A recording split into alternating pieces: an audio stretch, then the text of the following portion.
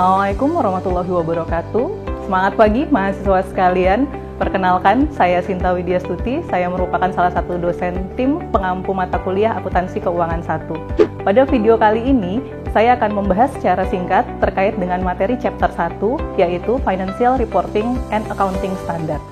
Adapun learning objektif yang diharapkan dari mempelajari chapter 1 ini adalah yang pertama, mahasiswa sekalian dapat menjelaskan terkait dengan hubungan antara pasar finansial global dan pelaporan keuangan. Yang kedua, mahasiswa sekalian dapat menjelaskan apa itu tujuan dari pelaporan keuangan.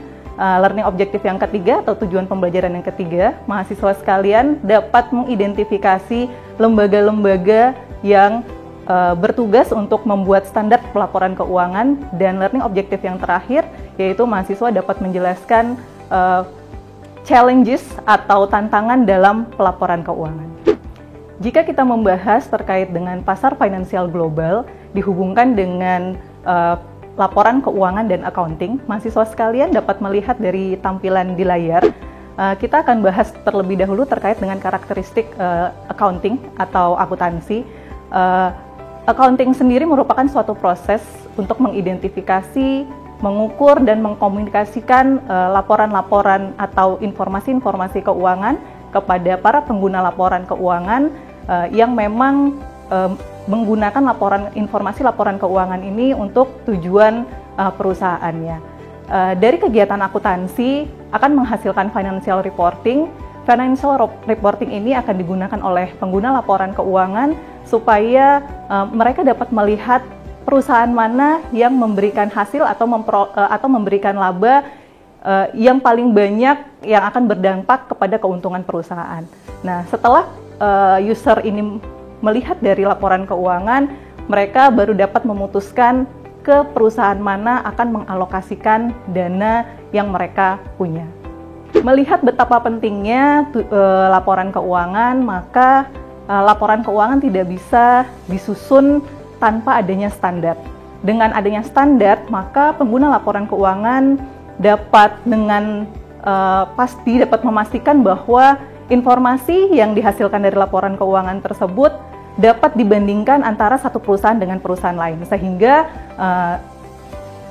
apa yang telah mereka putuskan akan berinvestasi kemana itu tidak salah. Nah, di dunia internasional, IASB merupakan instansi atau lembaga yang bertugas untuk menyusun standar pelaporan keuangan. Standar pelaporan keuangan secara internasional itu disebutnya adalah IFRS atau kepanjangannya adalah International Financial Reporting Standard. IASB sendiri itu kalau mahasiswa sekalian bisa lihat di layar, itu terdiri dari ada empat bagian ya, yaitu ada IFRS Advisory Council, Monitoring Board, IFRS Foundation, dan IFRS Interpretation Committee. Nah, bagian-bagian inilah yang akan bekerja sama untuk nanti akan menghasilkan IFRS yang dapat digunakan oleh perusahaan-perusahaan, terutama perusahaan yang sudah go public.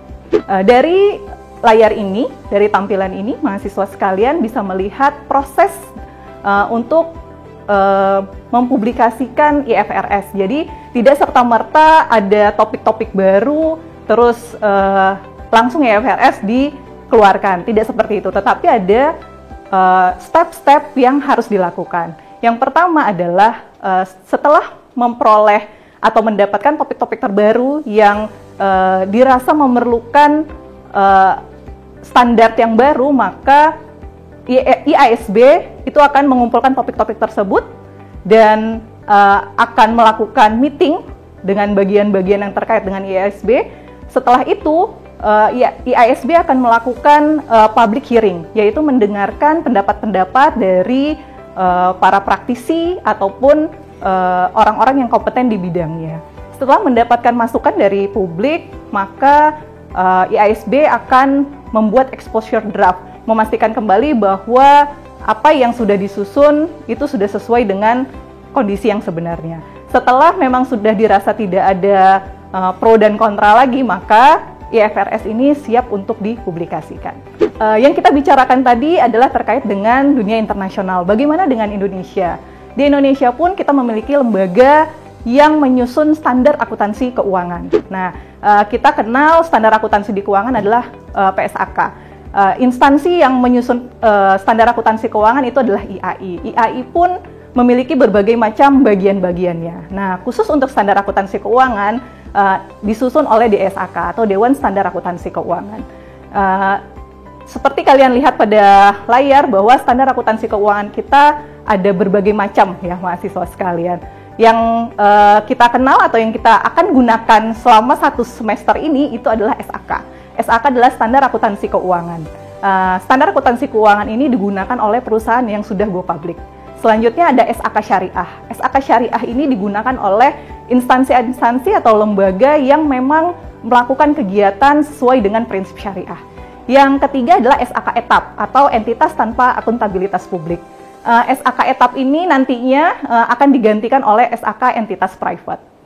Selanjutnya ada SAK MKM yang memang memberikan panduan penyusunan laporan keuangan khusus untuk entitas mikro, kecil, dan menengah.